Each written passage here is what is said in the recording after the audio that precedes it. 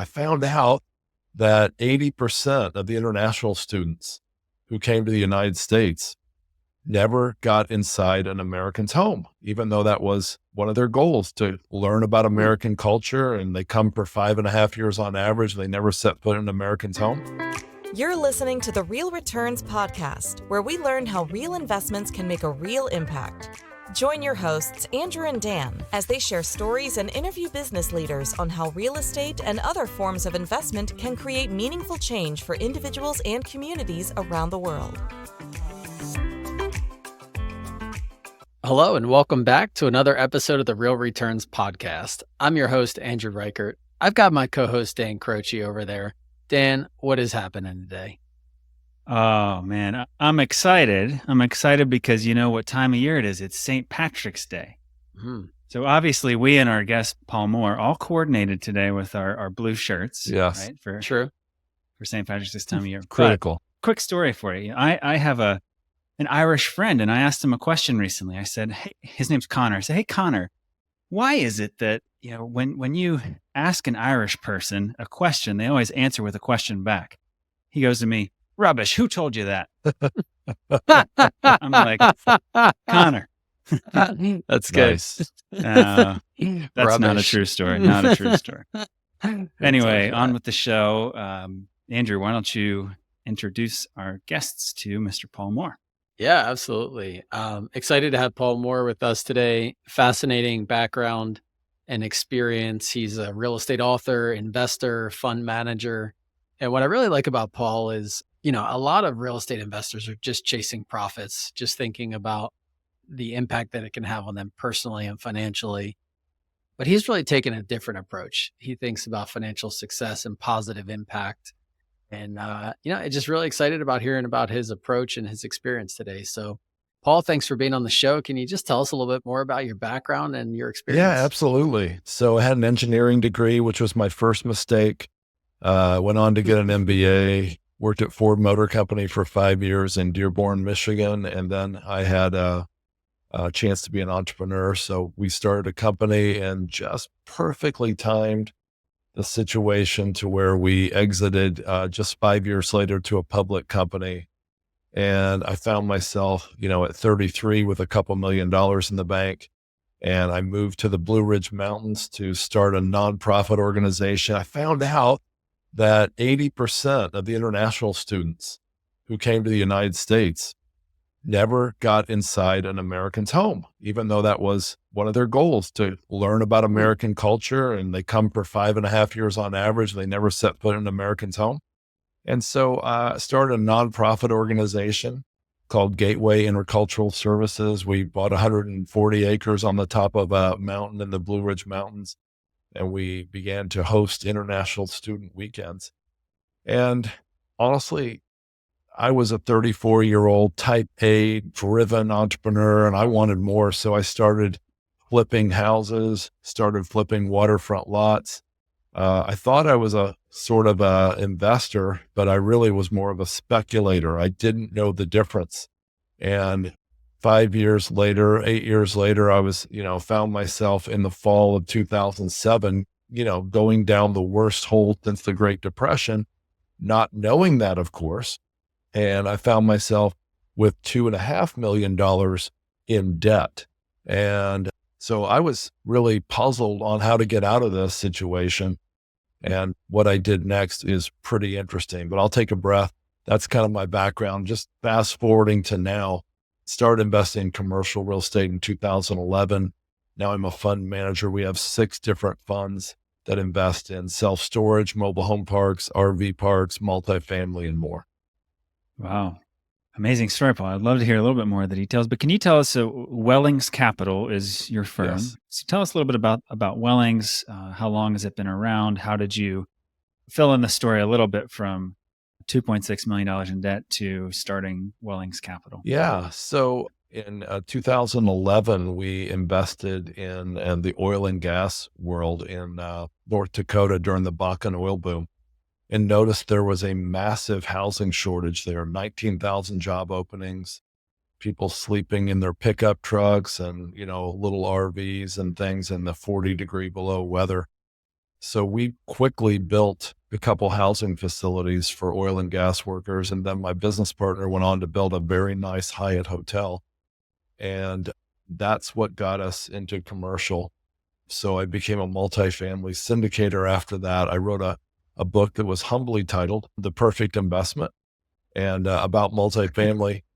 But then after a couple of years of watching multifamily go from what should have been a fairly safe, predictable asset class to a speculation because of the way they were being financed, started going on as many podcasts and blogs as I could saying, time out, it's not the perfect investment if you have to overpay, over leverage, use floating rate debt, and, take your investment future into your own hands. And so that's when we pulled back and created Wellings Capital 2.0, which is basically when we started doing funds and other assets in 2018. Okay. That's helpful. Thanks. So as you know, the theme of our podcast, or an angle that we typically like to take, as we think about impact and not just, brass tacks of dollars and cents and IRRs and cash on cash, but what does the investment activities that we do, how do they impact communities? How do they impact the human beings around us? So can you tell us a little bit, either through the narrative of, your time doing a handful of different kinds of real estate investing, or Wellings as it stands today as a proper fund manager, how have you thought about the impact of the investments that you've overseen? Yeah, well, I got 3 different little stories. One is going back to the fall of 2007. I was sitting in my living room one morning and I was journaling and actually meditating, trying to figure out, of course, again, not knowing we were going down this GFC hole in 2008 and beyond, and expecting that, maybe things were already past the worst in 2007, which seems funny now. But at any rate, I started thinking about a guy named George Mueller. Now, George Mueller was born, a few years after George Washington died, but he should have been as famous as George Washington, in my opinion, because he did a lot of great things, including caring for 10,000 orphans. And this was in a time when orphans were just, treated unbelievably horribly. And so I started thinking, I thought, what would he do if he was $2.5 million in debt? And I had read his multiple biographies about him and realized, first of all, he wouldn't be in debt. Well, I was already in trouble there. But what he would do is something completely radical, countercultural. And so when my CPA's husband and another friend sat down with me and said, what are you going to do? Are you going to declare bankruptcy? What's going on? I said, no, I'm going to give my way out of debt. And they looked at me really strangely. And then I went back and told my family, I said, hey guys, we're going to go on a great adventure. And the kids were really young, so they didn't understand it. But I said, we're really in a bad position here. And it looks like the economy is getting worse every month. We're going to, starting on January 1st, 2008, we're going to start giving a set amount a week to charities and causes we really care about. And we're going to expect good things to happen, because I really believed in the concept of sowing and reaping and all that stuff. And so about 4 weeks into this, with my wife terrified and my friends thinking I was crazy, I ran into a real estate developer at a Subway restaurant in my area. And I started picking his brain. And I said, I've got this 5-acre piece of property. It should be very valuable if I could subdivide it into 5 1-acre tracts, but I can't because of these different rules in the county. And he said, you ought to try this. And this is a very detailed discussion. But I said, yeah, that won't work. I already tried that. He said, you never know. And right then a light bulb went off for me. I realized, wait a minute. And so 2 days later, I found myself with my surveyor.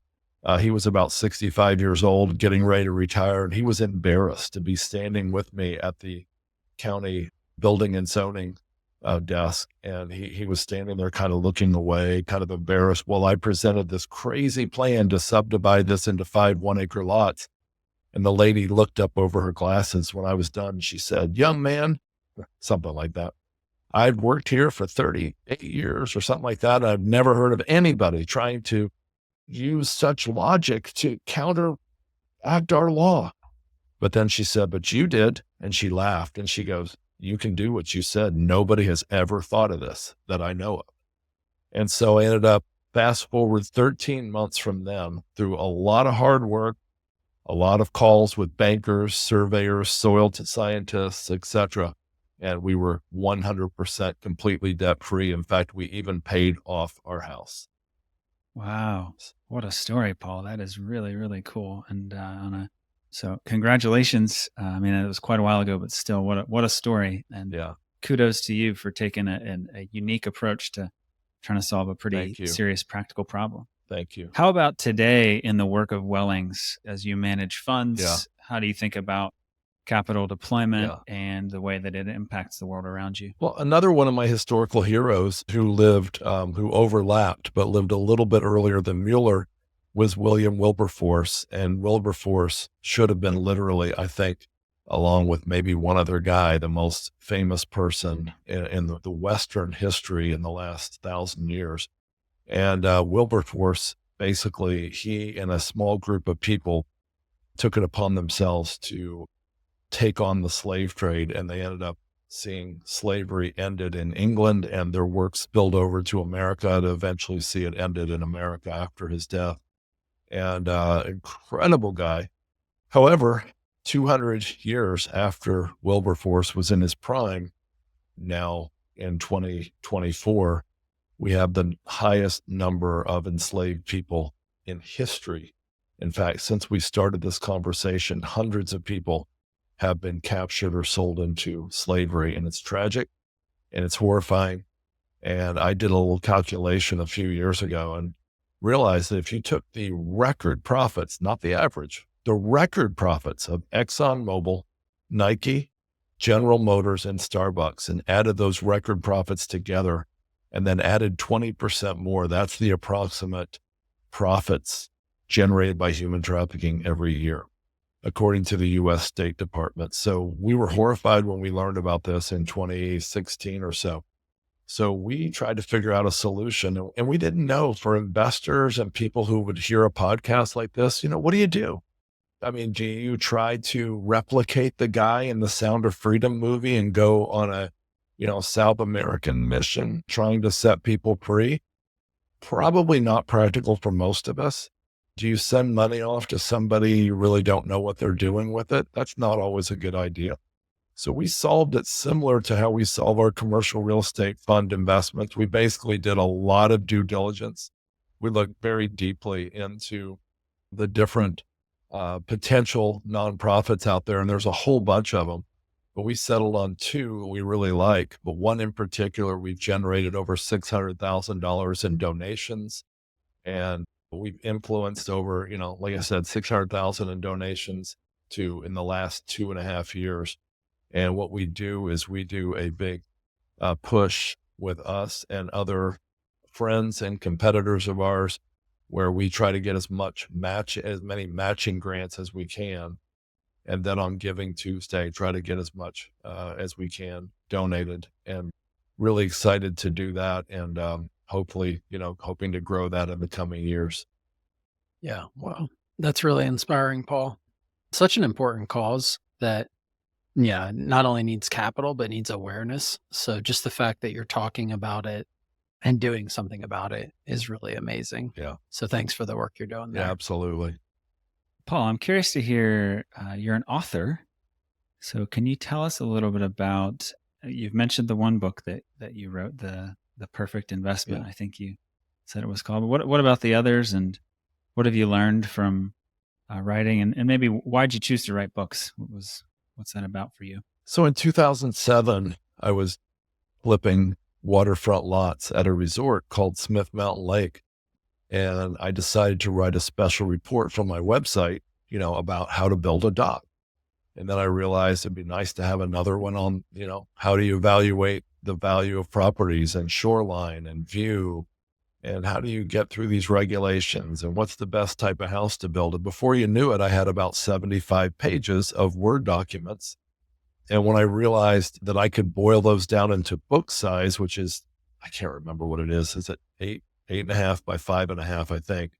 that was 211 pages. So I turned that into a book called The Definitive Guide to Smith Mountain Lake Real Estate. And the reason I did it was to become an authority on that. I had not been at Smith Mountain Lake as long as some of the other realtors and investors who've been there 20, 30 years. But I thought, well, this would give me a chance to get on Amazon and, everything else to try to become authority. And so we did the same thing with The Perfect Investment in 2016. And then in 2021, I published a book through a publisher called Storing Up Profits, which is about how to generate wealth in investing in self-storage. Mhm. Yeah, self-storage has been really hot recently. Is that an asset class you're still bullish on? Yeah. I mean, about 11, 12% of our current fund is in self-storage, and some of our earlier funds are 50% self-storage. And it's very location specific. I could take you to a town like Nashville and show you why it's overbuilt and why you shouldn't invest there. And then I could take you 10 miles south of Nashville to Bellevue or Belmont and show you why it's completely underserved and why it would be a great place to build. So it's very location specific. It's also, Warren Buffett said they make a lot of their profits, all their profits, eventually through buying undervalued assets. He says, price is what you pay, value is what you get.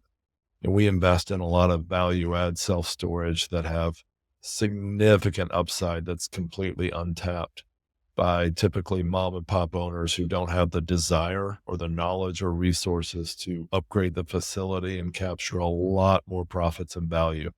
And so we're seeing that in self-storage, mobile home parks, RV parks, and more. Wow, that's awesome. I'm curious, where do you go from here, Paul? You've obviously zeroed in on something that's working well. Are you looking to grow? Kind of what do the next 5-10 years look like for you? Yeah. So one of the big mistakes I made over the years was, if anybody is familiar with the traction model put forth by Gino Wickman, it's also called EOS, Entrepreneurial Operating System. I realized that a lot of the I didn't tell you about all the failures, but I had a lot of businesses between 98 and, the early 2000s that just never got off the ground. And I realized, hey, I'm a visionary in that traction model and I need an integrator. And so I found that 9 years ago in my business partner, and he is half my age. And he is a brilliant COO, CFO, and he is ready, along with me, to grow the company to a much larger size, but keeping the same basic model of investing in value add assets with great operators. And so we plan to continue this for many years to come. Awesome. Well, I love your model. I love what you're doing. I've learned a ton just about how you think of impact. So with that, we're going to jump into our lightning round and just kind of get to know you personally a little bit. So one of the things I'd love to hear is, what's your biggest win, either personally or professionally? Oh, biggest win for sure is being married to the same woman for 37 years. We had a lot of hard years in there, really, really hard, but we stuck with it. We've got 4 adult kids that are doing great. And that's for sure my biggest win. Yeah, that's awesome. Do your adult kids live near you guys, or where are they about? 2 of them are in Redding, California, where they went for ministry school and they stayed. And then 2 of them are in our backyard. That's awesome. Great. What's your favorite movie? Braveheart and Signs. I like Signs a little bit better. It's not as well known, but interestingly, Mel Gibson was, I think he was involved in both deeply, of course. Signs is, I think, the most underappreciated movie that I've ever seen, and just incredible deep message about life, about impact, and highly recommend it. Cool. I actually haven't seen that one, so I'll add that to my list. What's your favorite food? My wife's lasagna. Nice. That'll keep you married for 37 years, That's right. Yeah. A good lasagna. Yeah. That's awesome. How about a current growth edge, just the way in which you're looking to grow personally or professionally? Yeah. So I played football for 12 years and I exercised like a madman from the time I was 11 or 12 to 19. And when I quit playing football, I had a neck injury, and honestly, I didn't work out to speak of until, what time is it now? No, I didn't work out until recently. And I'm really, really trying to make that a regular part of my routine. I've already conquered sleep. I went from 5 hours a night up to 8, and now I'm going, trending toward 9 hours a night, which has made a major difference in my life. But now I'm trying to regularly implement exercise. I've got a trainer, and I'm really excited to implement that. Oh, those are two of the most important things in the world, sleep and exercise. Yes. I love it. All right. Well, how can folks connect with you if they want to learn more about what you do or just connect with you personally? Yeah, they can get hold of us at our website, Wellings Capital. It's Wellings, wellingscapital.com. And if they want some free resources, ebooks, etc., they can get those at wellingscapital.com/resources. Awesome. Well, thank you. I really loved hearing your story today. It's so neat to hear just kind of the varying levels of experience that you had. And I just love the story, again, going from such a huge deficit all the way to where you are today. I think that's an inspiring story and really right at the heart of what we talk about, which is capital can have a huge impact on people's lives. And I love the impact that it had on your life as you turn that around. And now you're giving back, helping with your capital to combat things like human trafficking. So Yeah. Thanks so much for being on the show. Thanks, Andrew, Daniel. It's been a real honor to be here. Thank you. Thanks, Paul. Thank you for joining us for this episode of the Real Returns Podcast. We hope that you learned something new about how you can invest to make a lasting impact on those around you.